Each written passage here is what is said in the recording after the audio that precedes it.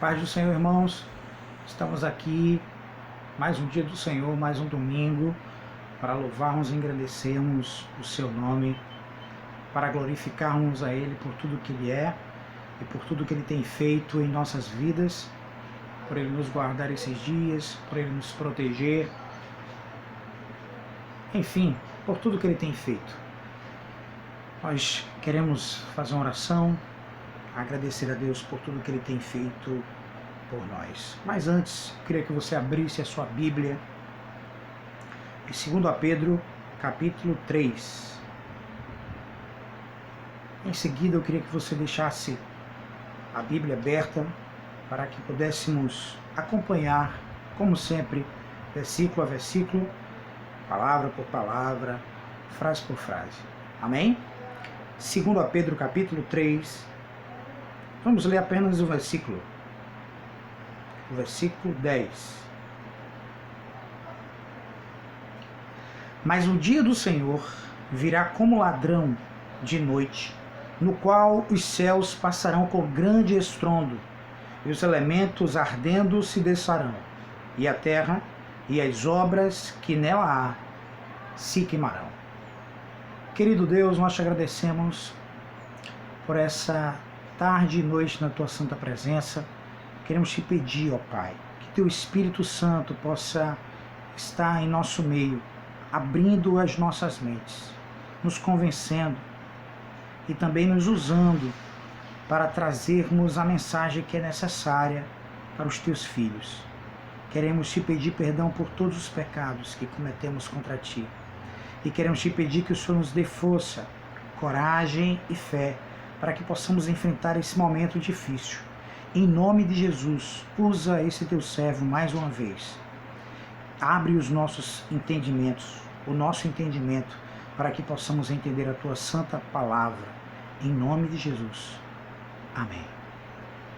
Meus amados irmãos, o texto em que acabamos de ler está aqui. O apóstolo Pedro. Se nós fôssemos ouvir os conselhos de alguém que andou com Rosivaldo Araújo, uma pessoa muito importante, conhecida entre os batistas renovados, ele teria muitos conselhos para nos dar. Por isso que eu escuto sempre o meu pai, sempre andou com ele, sempre esteve com ele, foi o seu braço direito muito tempo. Então muitos conselhos importantes eles têm a nos dar.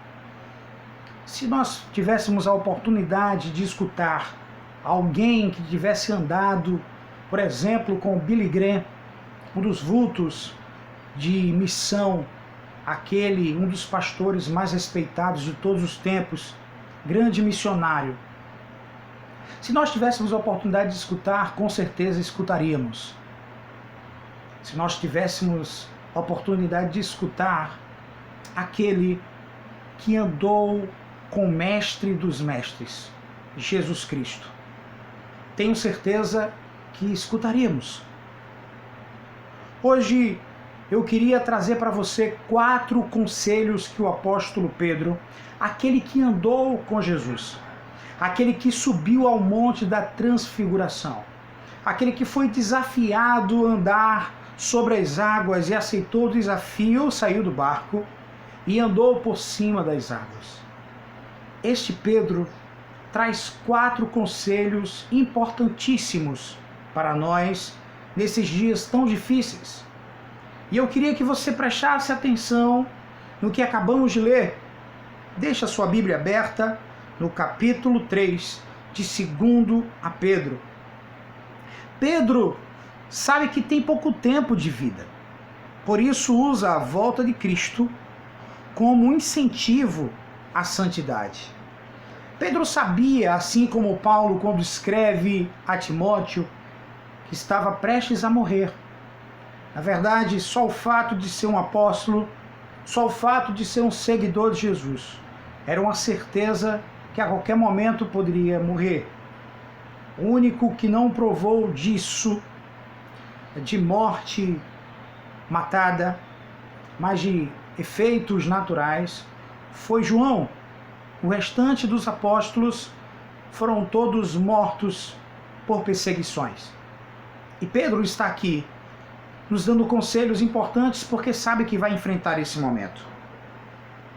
E olhe como ele retrata, como ele lida com seus ouvintes no versículo 1. Amados, escrevo-vos agora esta segunda carta, em ambas as quais desperto com exortação o vosso ânimo sincero. Primeiro, ele chama os seus ouvintes de amados. Então, o título que eu quero dar a essa mensagem é Os Conselhos de um Pastor que Ama. Os Conselhos de um Pastor que Ama. É importante lembrar que quem ama, exorta. Quando nós exortamos os nossos filhos, estamos exortando porque os amamos. E o apóstolo Pedro sabia disso. Estava exortando a igreja que o estava escutando. Eram seus ouvintes fiéis, as suas ovelhas. Por isso que eu dei o título de Conselhos de um Pastor que Ama. O versículo 1 fala de exortação ao ânimo. Ele está exortando as suas ovelhas, os seus ouvintes, a continuarem firmes nos caminhos do Senhor. Como? E eu quero que você acompanhe comigo o versículo 2, para que vos lembreis das palavras que primeiramente foram ditas pelos santos profetas, e do nosso mandamento, os apóstolos do Senhor e Salvador. O primeiro conselho que o apóstolo Pedro nos dá é para que nós possamos nos atentar para a palavra, para o Antigo e para o Novo Testamento, e ser guiado por ela por inteiro. Veja o que ele diz aqui, para que vos lembreis das palavras que primeiramente foram ditas pelos santos profetas, Antigo Testamento. Muitas vezes nós, como crentes, queremos deixar de lado o Antigo Testamento. Paulo, quando escreve a Timóteo, diz: toda a palavra é divinamente inspirada. E ali não estava feito o cânon do Novo Testamento, apenas o Antigo Testamento. Então é importante dizer que o Antigo Testamento é inspirado por Deus para nós. O Antigo Testamento é importantíssimo. Sem o Antigo Testamento não conhecíamos o que era lei, o que era pecado, o Deus Criador, o Êxodo, a salvação do povo, como Deus escolheu, como Deus chamou, como Deus cuidou. Então é importantíssimo que nesses momentos difíceis nós possamos conhecer com propriedade o Antigo Testamento. Mas ele não para por aí, ele diz: e dos nossos mandamentos, o dos apóstolos do Senhor e Salvador. Os apóstolos eram apenas emissários, eram apenas enviados daquele que tinha trazido o novo mandamento, daquele que tinha trazido a nova aliança, daquele que tinha trazido a mensagem do Evangelho, Jesus Cristo. E aqui vem a grande importância, o Antigo Testamento, mas também o Novo Testamento. Como eu disse, toda a palavra é divinamente inspirada. Temos os Evangelhos de Cristo, os Evangelhos escritos por Mateus, por Marcos, por Lucas e João, e o único Evangelho de Cristo por eles. Temos os apóstolos e todos os outros que escreveram o Novo Testamento. Então é importantíssimo nós sermos guiados pela palavra. Aleluia! E o que é que ele nos traz aqui? A importância de atentarmos para o Antigo e para o Novo Testamento e sermos guiados por ela. A gente vai ver nesse primeiro conselho que nós devemos nos munir do conhecimento para termos suficiente escudo para nos protegermos das grandes heresias que vão nos surpreender nesses dias, nesses últimos dias, e vão continuar nos surpreendendo aqueles que não estão devidamente munidos pela palavra. Nós vemos aqui que as evidências do fim do mundo são todas elas negativas. Acompanhe comigo o versículo 3, que diz: sabendo primeiro isto, que nos últimos dias virão escarnecedores andando segundo as suas próprias concupiscências. Os desejos carnais. A primeira coisa negativa sobre a vinda de Cristo que o apóstolo Pedro está nos dizendo são os escarnecedores. Aqueles que vão escarnecer a Jesus, a sua mensagem, a sua palavra. Bem-aventurado o homem que não anda segundo o conselho dos ímpios, nem se assenta na roda dos escarnecedores, nem se detém no caminho dos pecadores. É esse o conselho que a palavra de Deus tem para nos dar nessa noite. A segunda evidência dessa volta de Cristo aqui, dado o primeiro conselho, são as pessoas que tomam decisões movidas pelos seus desejos carnais. E ele fala segundo as próprias, andando segundo as próprias concupiscências.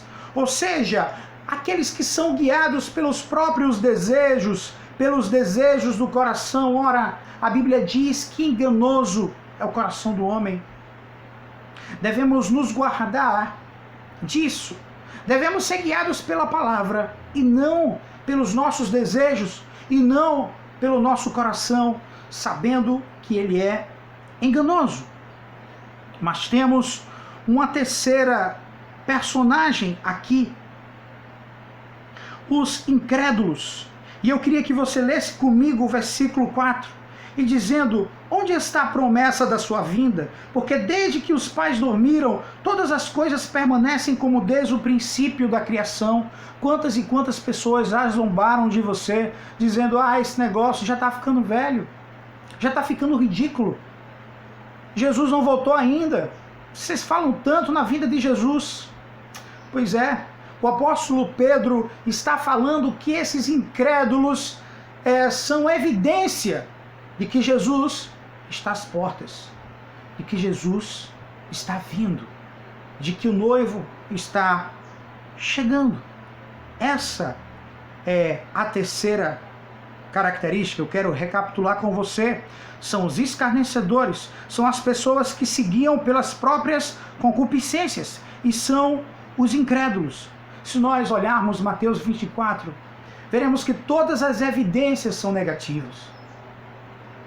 Já vimos tantas essas coisas acontecerem: peste, doenças, guerras, rumores de guerra, filho contra pai, pai contra filho, terremotos. Todas essas coisas já aconteceram. O que mais falta acontecer? Não acredito que tem muita coisa para acontecer. Mas o que eu sei é que Jesus disse assim: não se preocupem, quando essas coisas acontecerem, ainda não é o fim.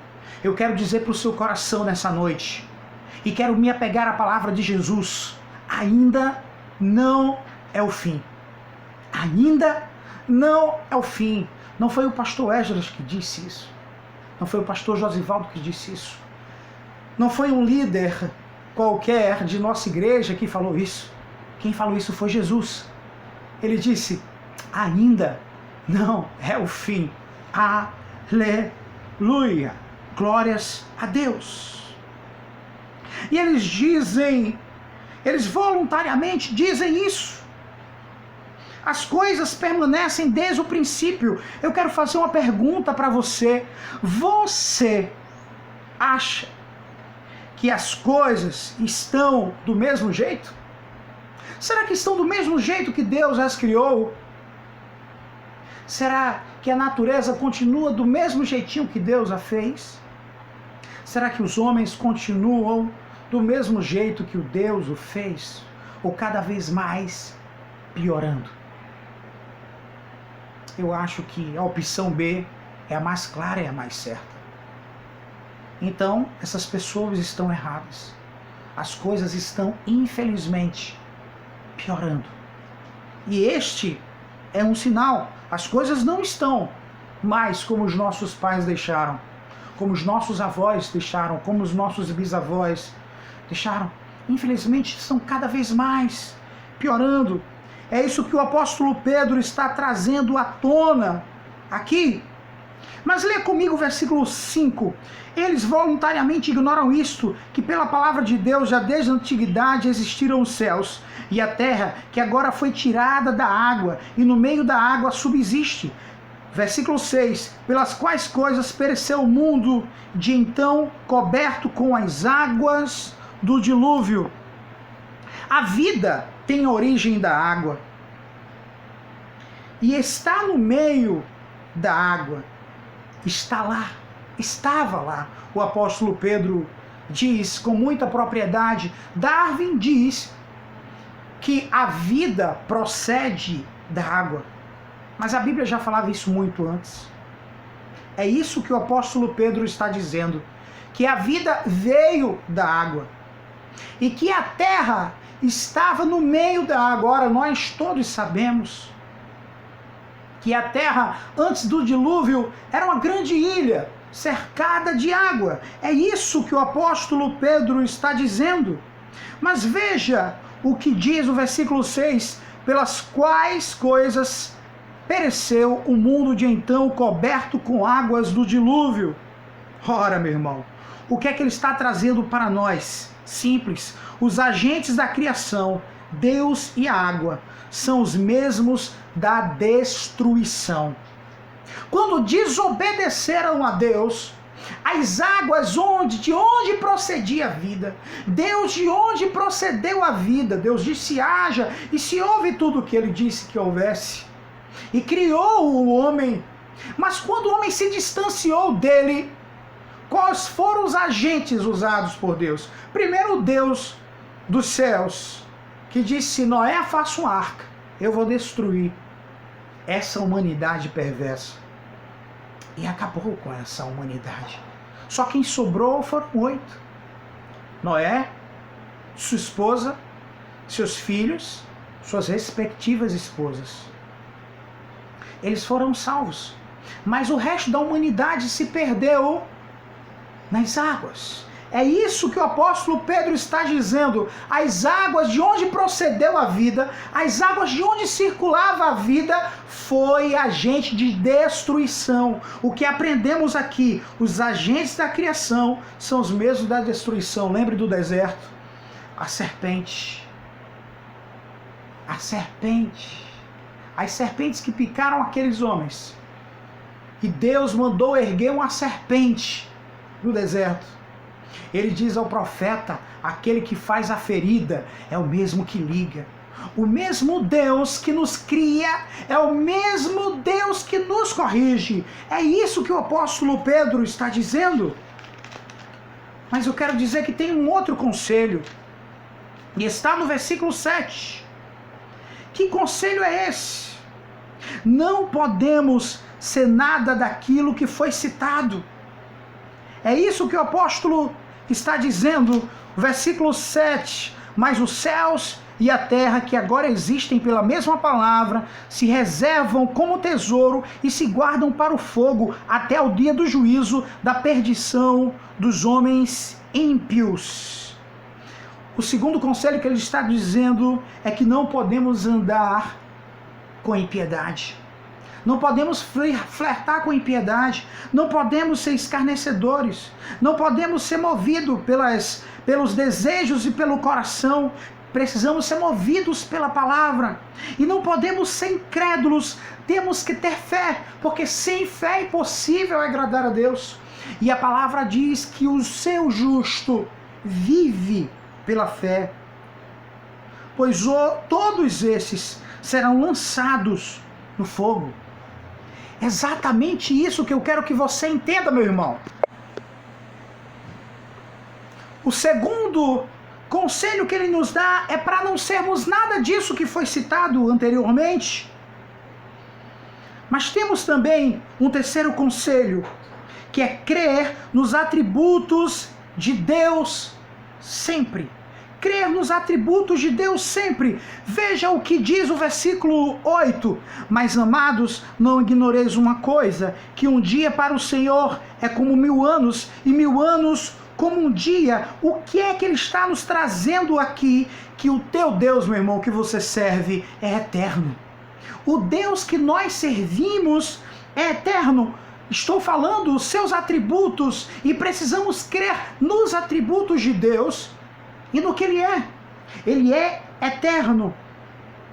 Aleluia. Ele está fora do tempo. Ele está bem acima do tempo. Outro atributo que a palavra nos fala, que Pedro nos fala aqui no versículo 9, é da sua fidelidade. O Senhor não retarda a sua promessa. Se Ele prometeu, Ele vai cumprir. Se Ele prometeu, Ele vai cumprir. Ele é fiel. A fidelidade de Deus é um dos seus atributos. Qual a outra que nós vemos aqui nesse mesmo versículo? A sua longanimidade, a sua paciência para conosco. Outro atributo de Deus. Ele está esperando por aqueles que Ele chama, por aqueles que Ele estende o convite. Essa é a sua paciência. Por isso que Ele não destruiu a humanidade. A palavra de Deus diz que as misericórdias de Deus são a causa de não sermos destruídos. E por isso nós podemos glorificar, e por isso nós podemos exaltar, e por isso nós podemos adorar a Deus. Qual outro atributo que nós vemos aqui? A sua bondade e a sua benignidade. Ele quer que todos venham ao arrependimento. Ele quer que nós nos arrependamos. É tempo de se arrepender, é tempo de voltar atrás, é tempo de se ajoelhar, é tempo de se humilhar, é tempo de se humilhar na presença de Deus, é tempo de se arrepender. Aleluia! Qual é outro atributo que nós vemos aqui? Eu queria que você fosse comigo no versículo 10, mas o dia do Senhor virá como um ladrão. Aqui está a sua soberania. Só Ele sabe quando isso vai acontecer. Ninguém sabe que dia é esse, porque Ele é soberano. Você sabe o dia que Ele vai voltar? Eu não sei. Os apóstolos não sabiam. Os discípulos não sabiam. Os pais da igreja não sabiam. Ninguém sabe. Ele é soberano. Ele está na sua solidão. Só Ele é santo naquela magnitude. Só Ele é santo em sua majestade. Os anjos ficam espantados, tamanha santidade, porque a santidade que Ele tem é única. O que Ele tem é único. Ele é só, nada que a gente possa fazer a Ele acrescenta. Aleluia! Ele é Deus Todo-Poderoso. O que você faz ou deixa de fazer, nada acrescenta a Deus ou nada tira dele. O que nós fazemos nos abençoa, porque nos aproxima de Deus. Eu queria falar de outro atributo, aleluia, a sua onipotência. Grande e estrepitoso estrondo, no versículo 10. A destruição da terra e os seus elementos. Queria falar também da sua justiça. Ele queimará os ímpios e as suas obras mais. Se você que me escuta está distante de Deus, eu quero te dizer que o dia do juízo está próximo. Eu não sei se é amanhã, eu não sei se é agora, eu não sei se é depois de amanhã, eu não sei se eu estou fazendo essa gravação e nós vamos ser arrebatados, eu não sei. O que eu sei é que um dia isso vai acontecer e você precisa se preparar. E nós precisamos nos preparar. Aleluia, porque a justiça vai acontecer. O Deus que é amoroso também é justiça. O Deus que é bondoso também é justiça. Isso que nós estamos passando nada mais é do que a justiça de Deus. A justiça de Deus.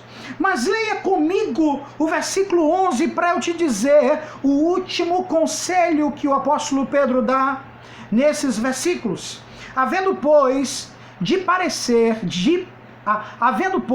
de perecer todas essas coisas, que pessoas vos convém serem em santo trato e em piedade. O último conselho que ele nos dá é que precisamos ser santos. Seja santo, primeiro, para não perecer. Quem não for santo, quem não for separado, quem não se arrepender dos seus pecados, vai perecer. Vai perecer. Está aí a eminente prova da vinda e da justiça de Deus. Devemos ser santos para não perecer. Devemos ser santos e sem demora. Apressadamente precisamos ser santos. Leia comigo o versículo 12. Aguardando e apressando-vos para a vinda do dia de Deus.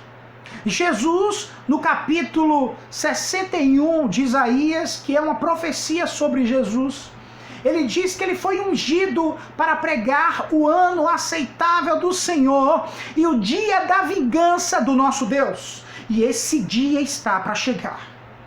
O dia da vingança do nosso Deus. E por isso precisamos nos santificar para não perecer. E apressadamente nós precisamos nos santificar para não esmorecer nesse mundo. E precisamos santificar, por último, para desfrutar da sua promessa. Para desfrutarmos da sua promessa. Leia comigo o versículo 13, e aqui está o de mais belo. Nesses versículos, mas nós, aleluia, quem? Você. Quem? Eu. Quem? Nós. Nós que somos salvos. Nós que aceitamos a Jesus como Salvador. Mas nós, segundo a sua promessa que não falha, que não falhará, aguardamos novos céus e nova terra em que habita a justiça. Nós precisamos nos santificar para que possamos desfrutar dessa promessa. Qual, pastor? O céu. Aleluia, o céu, o novo céu. E ele preparou para quem? Para todo aquele que se arrependeu, para todo aquele que entregou a vida para Jesus, para todo aquele que fez essa excelente decisão de entregar a vida a Jesus Cristo, de se arrepender dos seus pecados. Precisamos nos santificar nesse último conselho para que nós possamos desfrutar dessa grande promessa, o céu, a vida eterna, a eternidade com Cristo. Jesus diz aos seus discípulos no capítulo 17 de João: a vida eterna é essa, que conheçam a Ti como o único Deus verdadeiro e aquele a quem Tu enviaste. Nós vamos conhecer como Ele é e como somos conhecidos. Acabou, isso vai se acabar, os vírus se acabarão, a quarentena se acabará. Capítulo 14